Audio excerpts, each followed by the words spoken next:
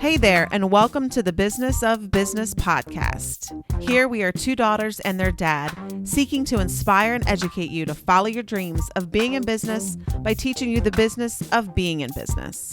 The good, the bad, the humor are all parts of our unique perspective as an entrepreneurial family. Thanks for joining us. So grab a coffee, turn up the volume. Here we go.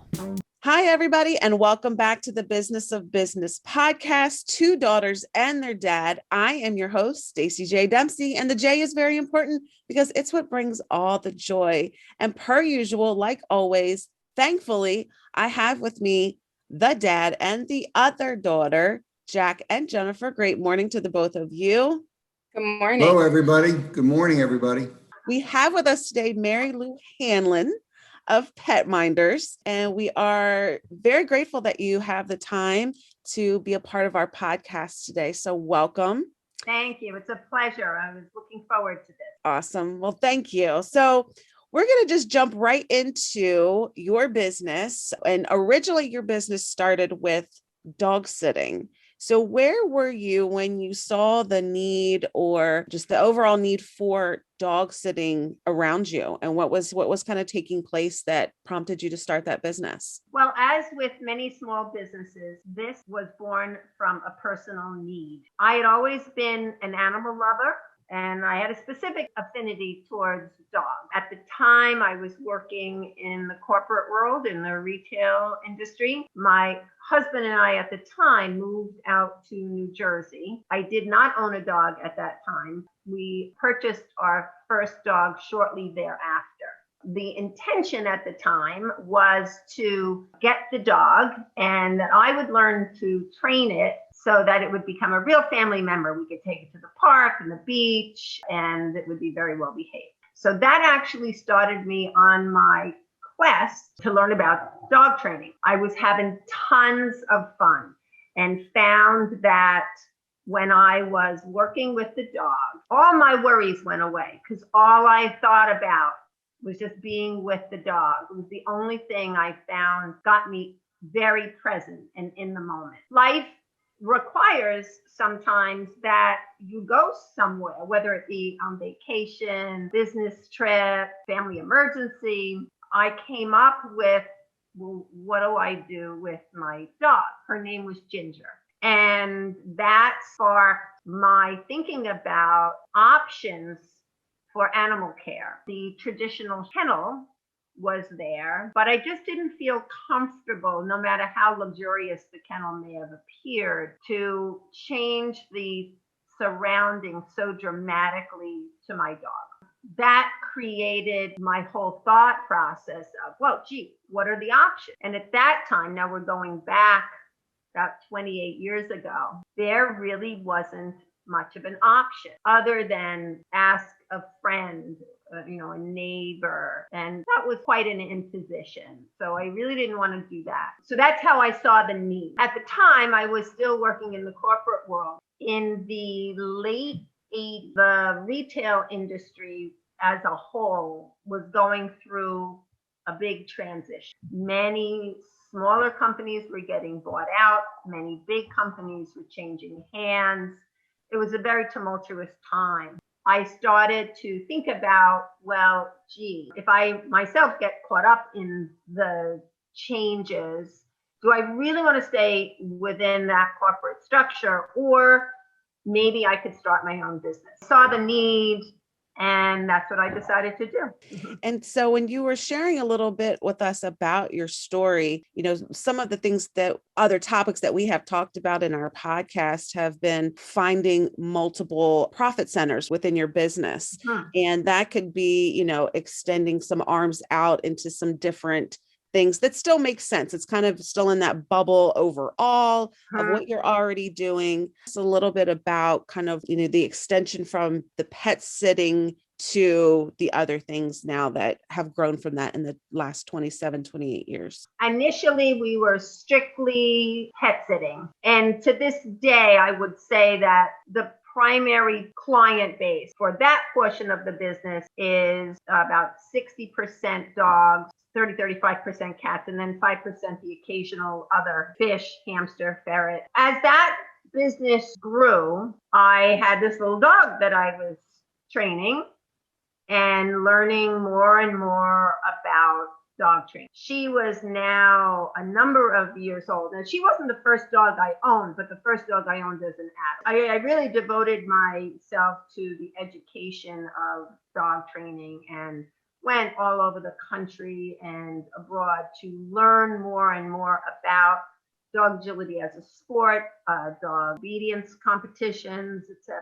When I felt comfortable and felt that I had enough knowledge, I started to launch a training portion of the business. And that piece of the business has certainly evolved, but I am the resident trainer. The people that I employed are pet sitters.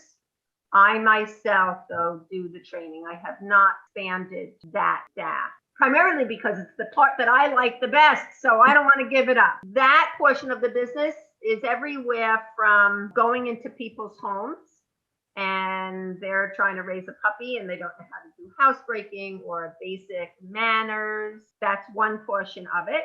Those same customers oftentimes become beginner agility students. They want to do something more extensive with their dogs. Now, I'm fortunate in this whole evolution, I built my own training building.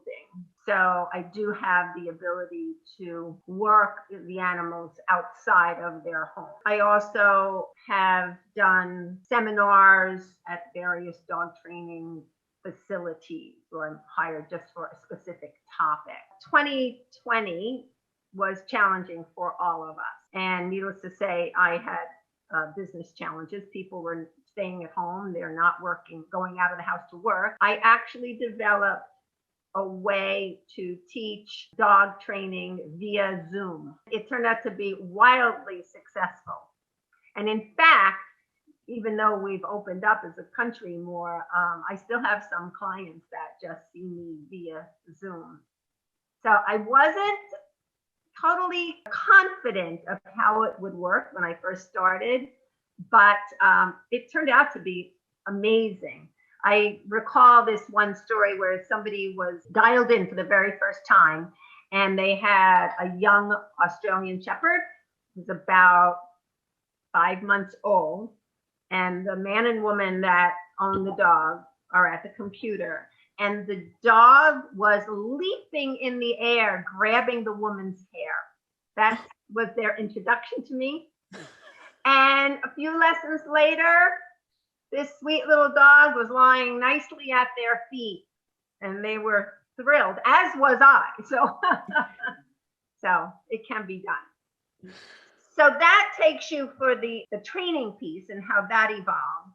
But then I had an idea one day about a training device that I felt was sorely needed, specific to the sport of agility. One of my dog training students at the time was a very interesting fellow that he had a lot of, he was like a jack of all trades. His main profession was, believe it or not, he was an executive chef for a big country club. Wow. But he had a very varied background. So I approached him with my idea. He was intrigued. So on a handshake, he decided to develop this product with me. It took us a year until we had something that we could market to the agility community, but we did it. And that was many years ago. I believe that product, it's called the Hit It Board, has been for sale for at least 15 years, has now sold worldwide. And we've since developed many other products. Most recently, we developed the one during COVID. Again, the necessity of trying to be creative during such a difficult economic downturn. And so that brings you full circle as to the development of, we see ourselves as in 3 different sections. We have the pet sitting side, the dog training side, and then the product business, all operating under Petminders. That's really a great story in so many ways. I mean, one of the things that we often talk about, for our listeners who are, thinking about entrepreneurship, the one thing is assessing where you're at. One of the great things about your story is that back 25 plus years ago, you were already starting to see the landscape out there kind of in the corporate world, in the retail world. And you were starting to see where, you know what, it might be a safer way for me to go long term to build my own business, put my hands into all this change that's going on in the retail world. Mm-hmm. That ultimately could just leave me out in the cold. Right? Yes. Right. And that's one of the things that we're trying to communicate to people is that, especially younger people who are coming out and saying, if you have an idea about a business, but you're thinking, boy, I better go the safe route, the corporate route, or, the safe route that's going to guarantee, just keep in mind, that could be the riskiest route out there because of the fact that you're putting your destiny in somebody else's hands. And so I really admire what you did there. You saw something and said, you know what, my destiny is in someone else's hands, Mm-hmm. and I don't like it. I want to put my destiny in my own hands, and build my own business. So that's number one. Fantastic insights there. I very much encourage people that want to make that leap and change, but they have to understand it will not be easy. If you feel you're working too hard in the corporate world, be prepared. Strap on that seatbelt, because it will be nothing like as hard as you're going to have to work initially to get yourself up and running. Yeah, I know what you're saying, because we'll oftentimes say, if you're like really working super hard in the corporate world or in a job, when you start a business, move that to the grueling world, because it's going to be it's going to be grueling. Right, very different. One thing that it does afford you, or certainly in my case, and I think that this probably holds true with a lot of entrepreneurs, is you work extremely hard, but you do have a level of flexibility that was not necessarily available to you. On certain days, I might be working well into the wee hours of the morning, but I use some time during the course of the normal business day because I wanted to attend to something else. We'll use that as an example. Now, there are days that you're going, it appears, around the clock also. But it certainly has given me, anyway, a level of flexibility with where I spend my time. The other thing I really like about your story, too, and we talk about it, is, there's businesses like Jennifer and my business where it's an established sphere, investments, insurance, the beauty business. That's kind of an already established sphere. That there's entrepreneurship opportunities inside that sphere, opening your own hair studio, but the sphere is out there. But for people who don't have that, again, what's really enlightening about your story is that we often call it the gap. Where's there a gap out there? Yeah. Where's there something that people, you see that there's, and many times you're right. You where you find that gap is in your own life. Like I have a need here and I don't know what to do about it. Well, maybe that's a business opportunity, because there's probably many other people that are facing the same thing.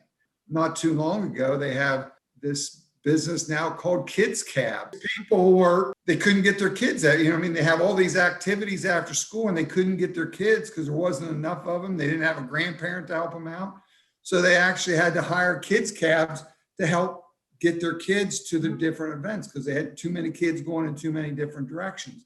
Well, that was born out of the fact that a parent saw that, hey, I got a problem here, or there's a gap here that needs filled. So, and that's what you did. You found something that was germane to your own life, and then you built from that. So again, very, very exciting. Yeah, and when I look at that, those early days when it was a unique business opportunity that I saw, I think that actually helped me because I could be creative in the way the business was developed. if you're in an established business sector, to kind of do things the same, but there wasn't the same. So one of the things that I've heard you say a couple of times, as you were describing kind of each portion of your business was, so I had an idea. And so for those people out there that have an idea, could you maybe share, was there a process that you followed or a system that, kind of organically evolved as you started working through that idea to maybe get it up and running and come to fruition? Have you seen any, is there something that you follow now or any type of advice that you could give to someone? Because you've had, 3 or 4 areas within this business, really come to life. And I just found it interesting each time you said, well, I had an idea and, now it's established and up and running. So is there some type of advice that you could give to our listeners of maybe some principles they could follow? Yeah, the first thing that I would say, I have a lot of different ideas. My mind is very busy. And the ideas that I opted to pursue, I pursued those mainly because I really believed in the idea. The need that I saw was so strong. So, for example, the hit it board that was developed, there is, without giving you all the nitty gritty, there is a particular behavior that is needed for these agility dogs. And it's a difficult behavior to train. Now, I knew that agility as a sport was one of the fastest growing sports within the dog world. So I knew I had a client base. I knew, being an agility trainer, the need for it. I was completely sold personally by the idea. Now it becomes a matter of bringing the idea to fruition. Number one is you have to believe in your idea, and you have to go into the process of the creation or the fulfillment of that idea, being completely 100% committed that this will work. And then it's just a matter of figuring out how. I say that very cavalierly. I can't tell you how many prototypes we went through to get our final version. And it's interesting, the final version I know was really good because we have not changed it in all the years it's been selling. You can figure out the nuts and bolts.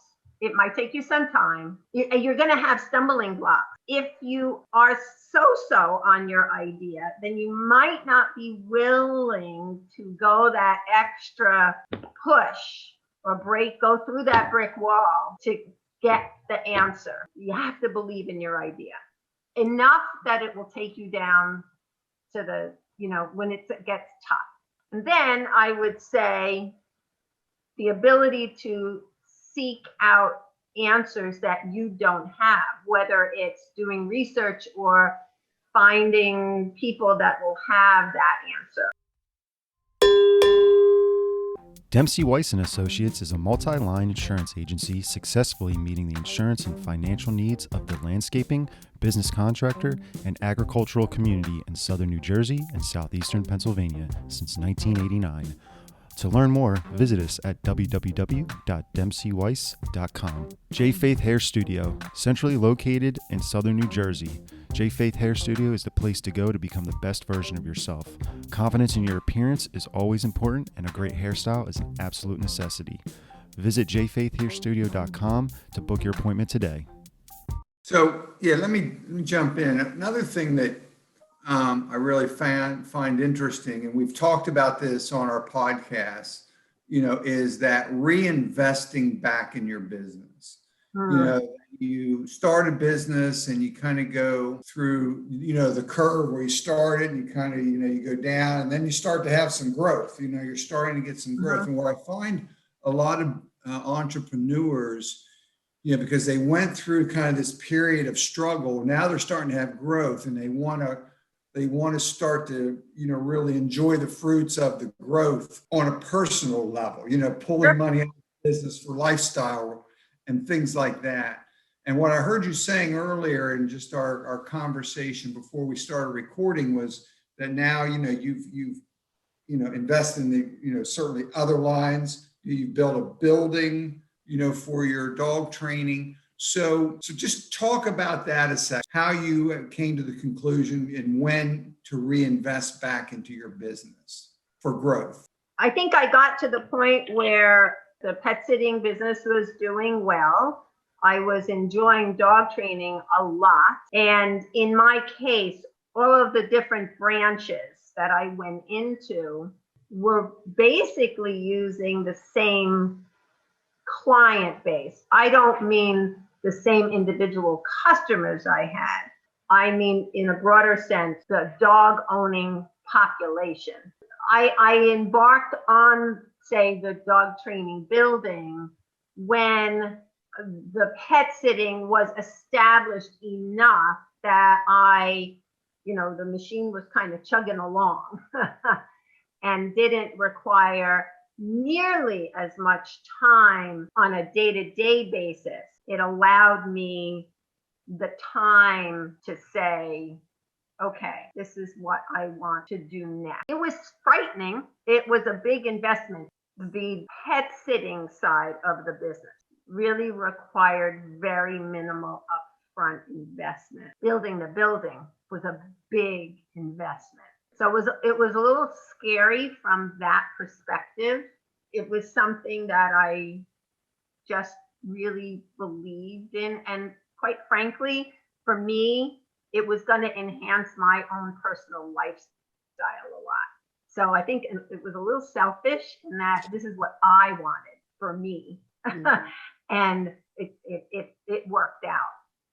But again, I go back to, you'll be willing to go through whatever difficult times you're going to come up with in pursuit of what your idea was. The other thing that you were talking about with the manufacturing piece. Uh-huh. So I know you mentioned there was this gentleman that you ran the idea by.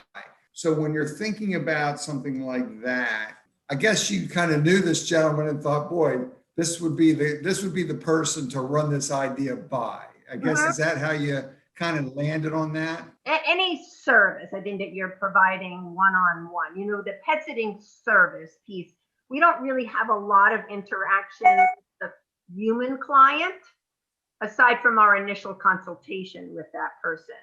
Then we're just mainly dealing with their dogs. But on a dog training basis, you are dealing with both the animal and the person.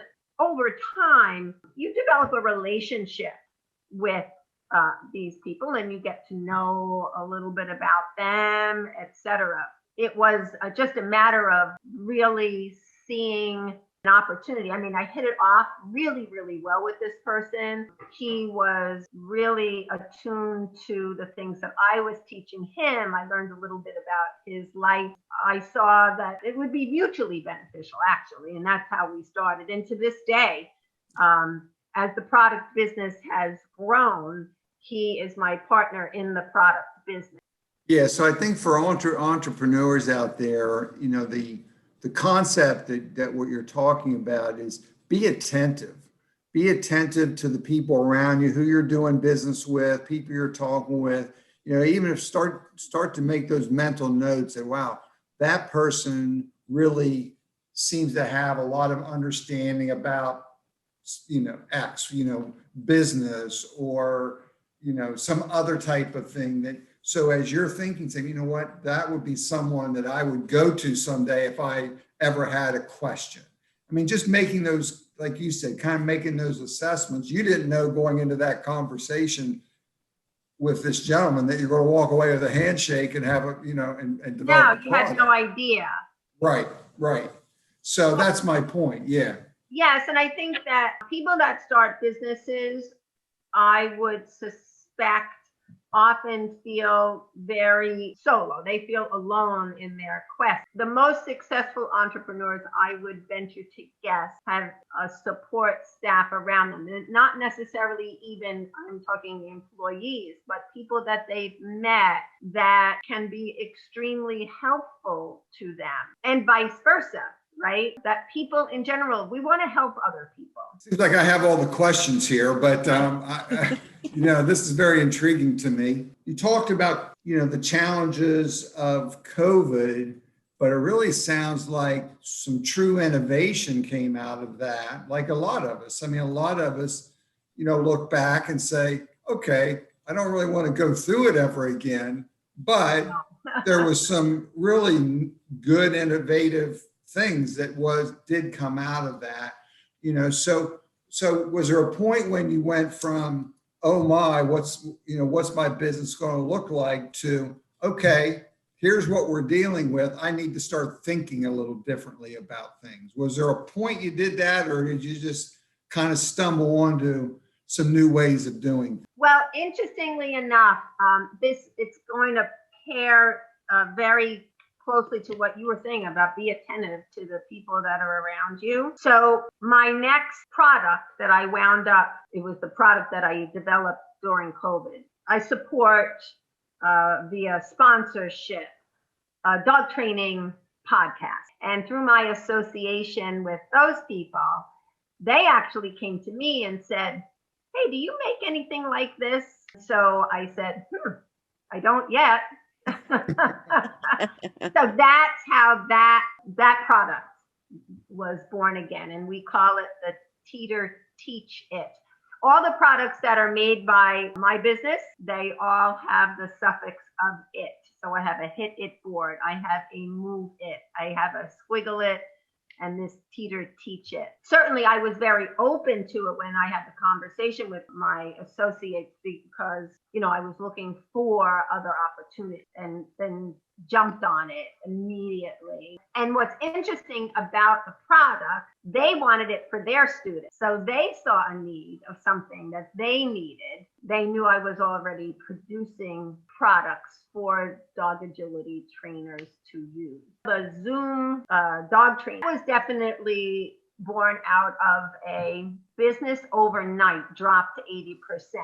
My bills, nor my staff's bills, didn't drop 80%. How can we increase revenue? I am not technically savvy. The whole Zoom concept, and all I was hearing is that corporations were continuing to have their meetings using this Zoom platform. At the time, prior to COVID, I was going to this gym and I was taking spin classes. And the spin instructors decided to do their classes via Zoom. So that was what they decided to do to keep generating revenue. So they rented out bikes, they delivered them to people's homes, and we got on Zoom. So I took one or two of these classes and I was like, I can do dog training this way. Now my dog training, unless someone hires me and I go somewhere, my own student base is relatively local for pet training. But now I have the ability to do it far and wide. Well, be careful, because, we have listeners on the island of Man. Oh, there you go. So you know what? And I heard they're big dog lovers on the island of Man because of some reason. Because maybe, I don't know, there's not that many people or something. And so maybe you'll get a customer or client from there. Yeah, you never know. Yeah. So can you talk about going back in terms of people and building a team around? Is your business like the sitting portion of your business? Is there a lot of turnover in that, or are you able to keep people? How's that work? So prior to COVID, going into 2020, my pet sitting business and staffing was the biggest and strongest it had ever been. I had established an employee base by that time of people that had been with me a really long time. Within our current staffing at that time in 2019, I was set for continued growth before I would have to hire anybody else. And it was a really good feeling. It took a long time to get to that point. Sadly, COVID happened. While I still have some of those people, I am now in a rebuilding phase. Just recently, New Jersey has really opened up. And so as of a couple of weeks ago, business on the pet sitting side has increased dramatically with 4th of July coming, et cetera. Now, I wasn't surprised by that, and in fact was doing recruiting, looking to hire. We are not operating from a staffing situation, from a position of strength. I'm finding it very difficult to find qualified help at this point in time. I mean, it's just a struggle. It will all resolve itself, but this is one of those difficult times of things that you have to go through. You know, there's certain principles that every successful business owner, I think, lives by. And mine is never hire somebody that you don't really feel good about, because it will ultimately not work. I'm unwilling to bend on that at all. And, you know, it is, I'll be very honest, it's a little disheartening because I had done it. I had gotten to where we were and I knew that I could continue to grow the staff as needed. But, you know, things happened out of my control and that was really unfortunate. So now we just have to rebuild. And I'm sure the opportunity is enormous right now, because what I've heard is that people who went out, I mean, we have, you know, small animal vets insured in our business. And, you know, they're all saying that, you know, people went crazy buying puppies during COVID because they were home. And now it's like, I'm thinking, well, now they're going to have to go back to work.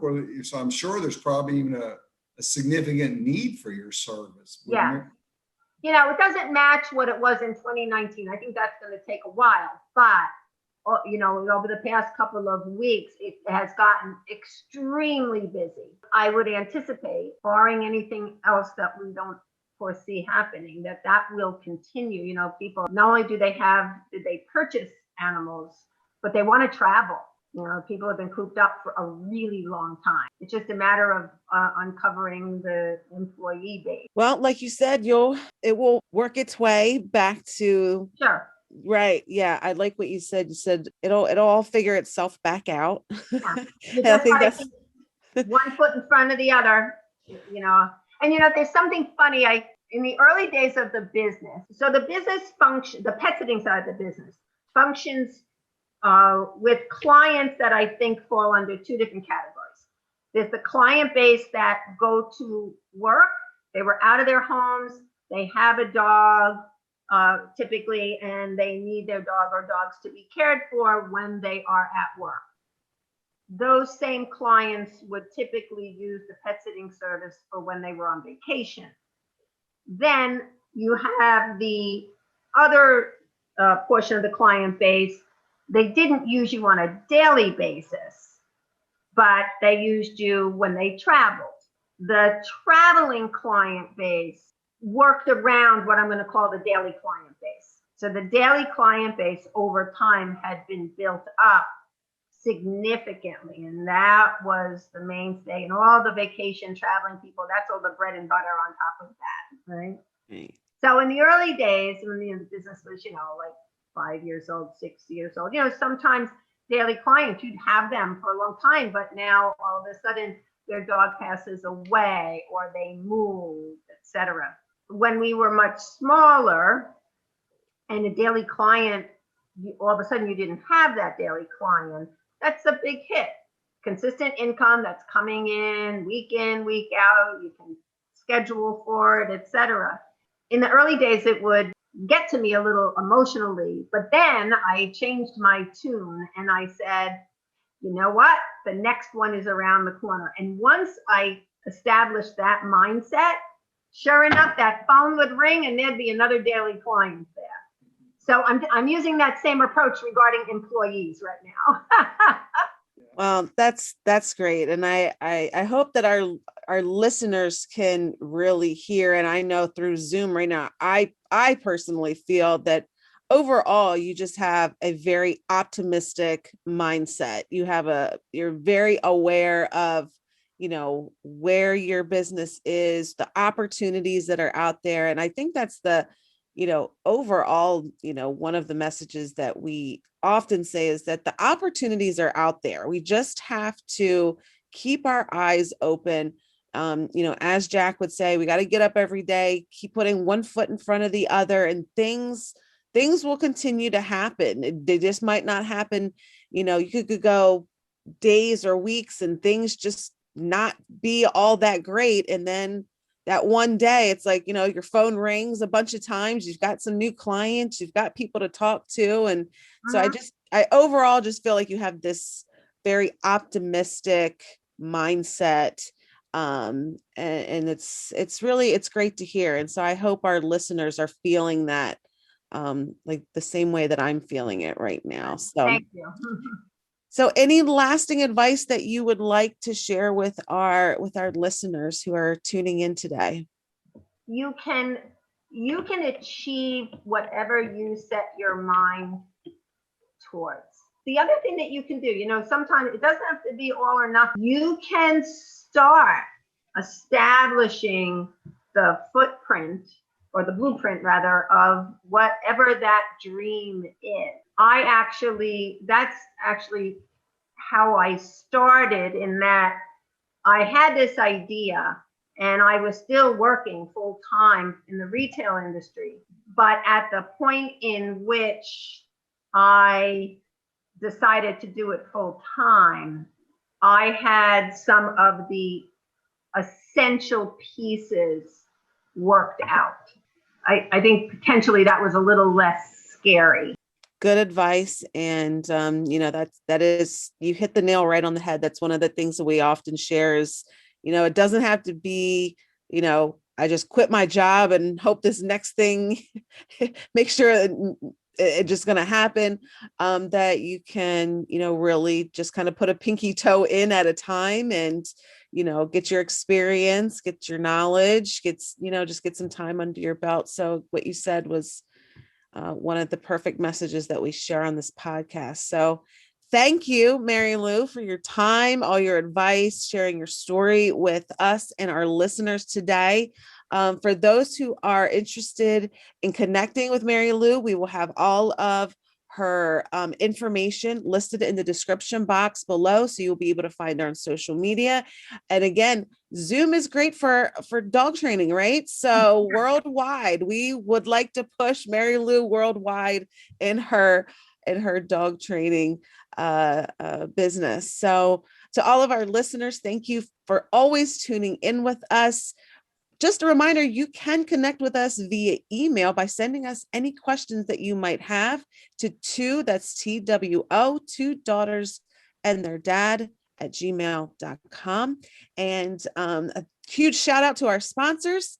And again, listeners, thank you for tuning in. We look forward to at some point being able to see everybody. But until then, be kind to each other. But most importantly, be kind to yourself. Bye-bye.